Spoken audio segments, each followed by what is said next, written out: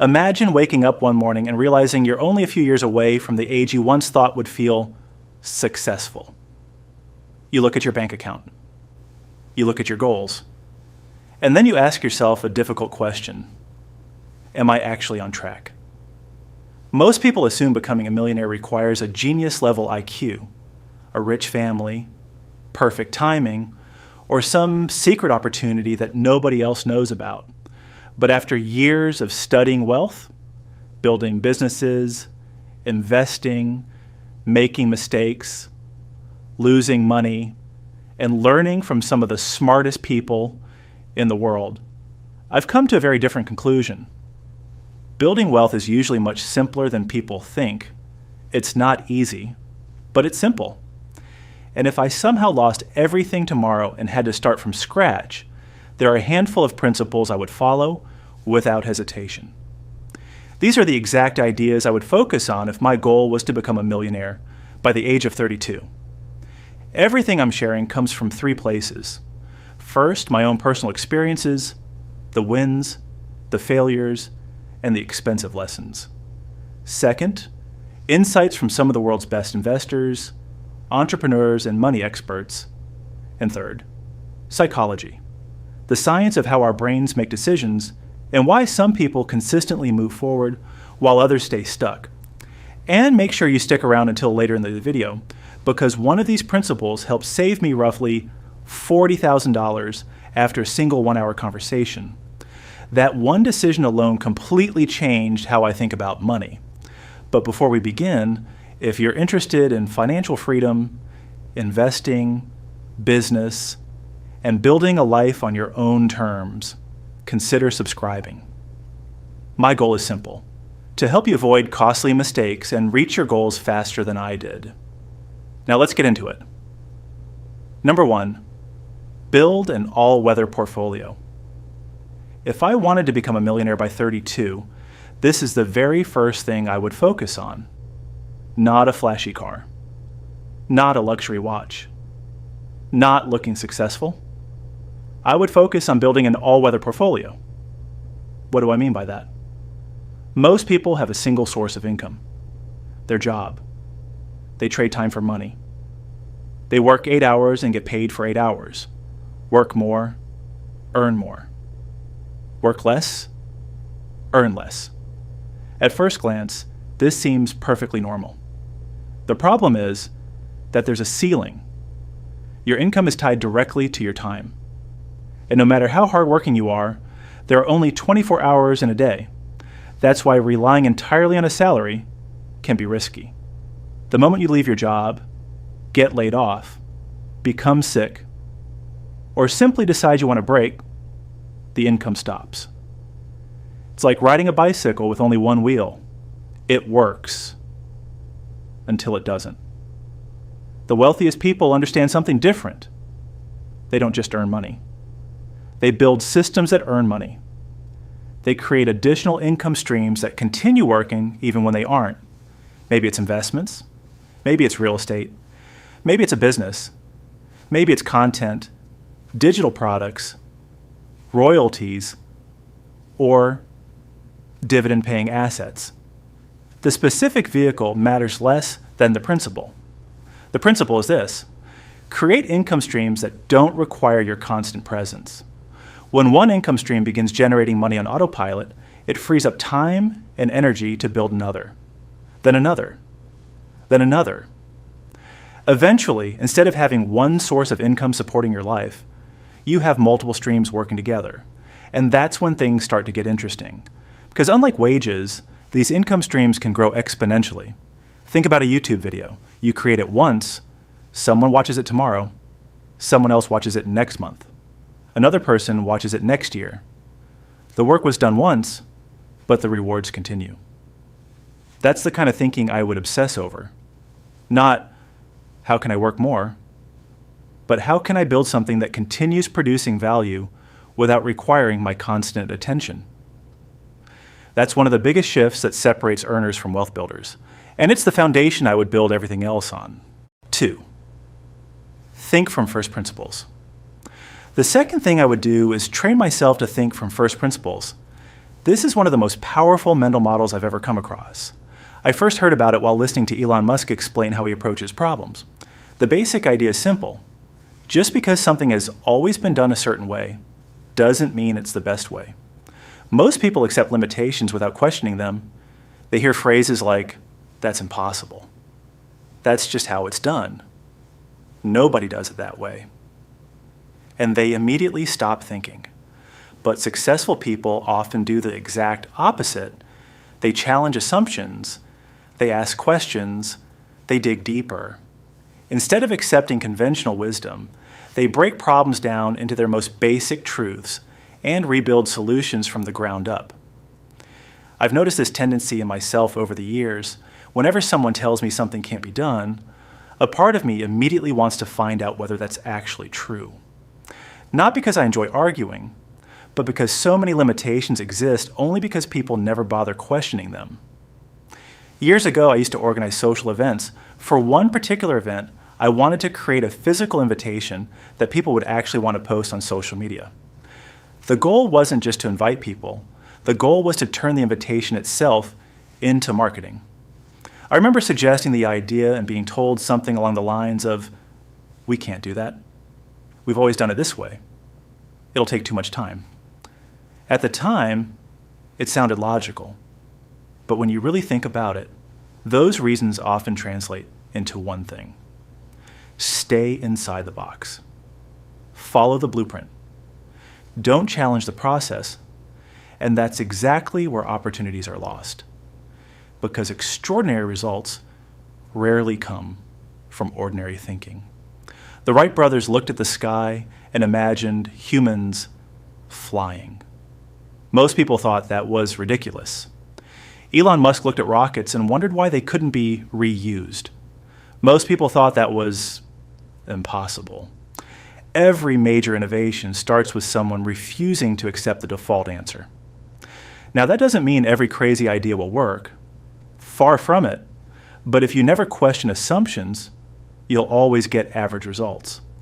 If your goal is to create an extraordinary life, you need to be willing to think differently, not recklessly, not irrationally, just independently. Whenever you face a challenge, ask yourself, is this actually impossible? Or has nobody simply tried a better way yet? That question alone can completely change your future. 3, use other people's strengths. The third principle is one that literally saved me tens of thousands of dollars. And it's a lesson I wish I had learned much earlier. Use other people's strengths. There's an old saying, if you're the smartest person in the room, you're in the wrong room. For years, I thought doing everything myself was the smart move. I thought I could save money by figuring everything out alone. Need business advice? Google it. Need tax advice? Watch YouTube. Need legal advice? Read articles online. At first, this seems efficient, until you realize that expertise exists for a reason. The truth is that every successful professional has spent years developing specialized knowledge that most people simply don't have. And sometimes one conversation can save you months of mistakes, or thousands of dollars. In my case, I purchased a property under one company structure and later needed to move it into another company. After doing my own research, it appeared that I would need to pay around $40,000 in various taxes. Needless to say, I wasn't thrilled. So I spent hours researching online, reading forums, watching videos, searching for examples, trying to figure out whether there was a way around it. The more I researched, the more confused I became. Then a friend asked me a simple question. Why don't you just talk to a tax specialist? At first I resisted. I didn't want to spend money on advice, but eventually I booked a consultation. The meeting lasted about an hour. The cost was roughly $200, and during that conversation, the advisor showed me a completely legal and tax-efficient strategy that eliminated the problem. 1 hour. One conversation. Roughly $40,000 saved. Think about that for a moment. I spent $200 to gain knowledge that saved me $40,000. That's a return that almost no investment could ever match. The lesson wasn't just about taxes. It changed the way I think. Successful people understand that buying expertise is often cheaper than paying for mistakes. Today, when I need help in a specific area, I look for people who have already solved the problem. Instead of spending 6 months reinventing the wheel, I learn from someone who has already traveled the road. In today's world, hard work alone isn't enough. Everyone works hard. The real advantage comes from leveraging knowledge, relationships, and expertise. Sometimes the fastest path forward isn't working harder. It's asking the right person for help. 4. The slight edge. The fourth principle I would keep in mind every single day is something called the slight edge. This idea comes from Jeff Olson's book of the same name. And honestly, it completely changed how I think about success. Most people think success happens through dramatic moments, a huge opportunity, a lucky break, a life-changing event, but that's rarely how it works. Success is usually the result of small actions repeated consistently over time, tiny decisions, daily habits, minor improvements, things that seem insignificant today but become massive over the years. One of my favorite examples is the famous penny experiment. Imagine you're given 2 choices. Option 1, receive $1 million today, no strings attached. Option 2, take 1 penny today, but that penny doubles every day for 30 days. Most people immediately choose the $1 million. It feels obvious, but mathematically the penny wins. By day 30, that penny grows to more than $5 million, 5 times more than the lump sum. The reason is simple: compounding. And compounding doesn't only apply to money, it applies to everything. Your health, your knowledge, your relationships, your business, your confidence. Reading 10 pages a day doesn't seem impressive until you finish dozens of books. Saving a small amount every month doesn't seem life-changing until years pass. Going to the gym once doesn't transform your body, but going consistently does. The problem is that the benefits are invisible at first. People quit because they don't see immediate results. They don't realize they're standing in the middle of the compounding process. Today, whenever something feels difficult, I remind myself of one simple truth. What's uncomfortable now often becomes comfortable later. The workout, the discipline, the sacrifice, the delayed gratification. These things feel difficult in the beginning, but eventually they become part of who you are. And that's when the magic happens. Because success isn't usually built in one day, it's built daily. 5. Discover your money-making superpower. The 5th thing I would focus on is finding and developing my money-making superpower. This is a concept I absolutely love, because every successful person I've studied seems to have discovered some unique advantage they could leverage. Most people spend their lives trying to improve their weaknesses, but extraordinary success often comes from doubling down on your strengths. Each of us has experiences, interests, skills, and knowledge that make us unique. Maybe it's something you learned growing up. Maybe it's a skill you've developed through work. Maybe it's an obsession you've had for years. Whatever it is, there's usually something that comes more naturally to you than it does to others. That's where your opportunity lies. For some people, it's sales. For others, it's design. For others, it's communication, leadership, coding, marketing, writing, investing, problem solving. The challenge is that many people never spend enough time exploring. They stick to what's familiar. They never experiment. They never test new ideas, and because of that, they never discover what they're truly capable of. One of the reasons I started creating content was because I wanted to explore. I wanted to test my strengths. I wanted to learn new skills. I wanted to find out what opportunities existed beyond the traditional path. And the more things I tried, the more clarity I gained. You don't find your money-making superpower by sitting still. You find it by taking action, trying new things, failing, learning, adjusting, and gradually discovering where your talents create the most value. The goal isn't to become good at everything. The goal is to become exceptional at something, because that's where the biggest rewards tend to live. 6, live below your means. The final principle is one of the least exciting, but it's also one of the most important. Live below your means. This sounds simple, but it's incredibly difficult in a world designed to make you spend money. Everywhere you look, you're being told to upgrade. A bigger house, a nicer car, a better watch, a more expensive lifestyle. And as income increases, expenses often increase right alongside it. This is known as lifestyle inflation, and it's one of the biggest reasons people earn more money but never actually build wealth. I know because I've experienced it myself.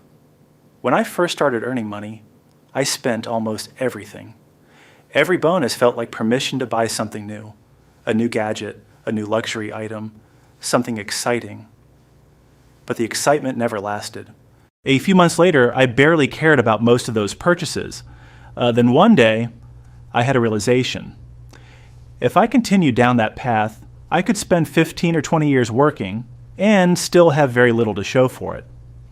That thought scared me. So I changed. Instead of asking, what can I buy? I started asking, what can I build? And one example was my decision not to buy a new car. I wanted one, badly. But when I looked at my lifestyle, the numbers didn't make sense.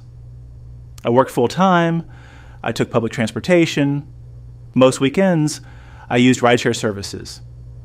The car would mostly sit parked. Meanwhile, ownership would cost me insurance, maintenance, fuel, depreciation, and other expenses.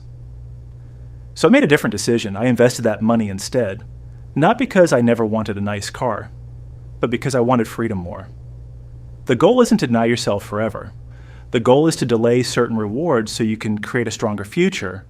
I'd rather have assets pay for luxury later than sacrifice my future just to impress people today. And that's a mindset shift that can completely change your financial trajectory. Final thoughts? If I had to become a millionaire by 32, these are the 6 principles I would follow relentlessly. Build multiple income streams. Think from first principles. Learn from experts. Embrace the power of compounding. Discover your money-making superpower. And live below your means. None of these ideas are flashy. None of them are secret. But together, they're incredibly powerful. Because wealth is rarely built through one big decision. It's built through hundreds of smart decisions repeated over time.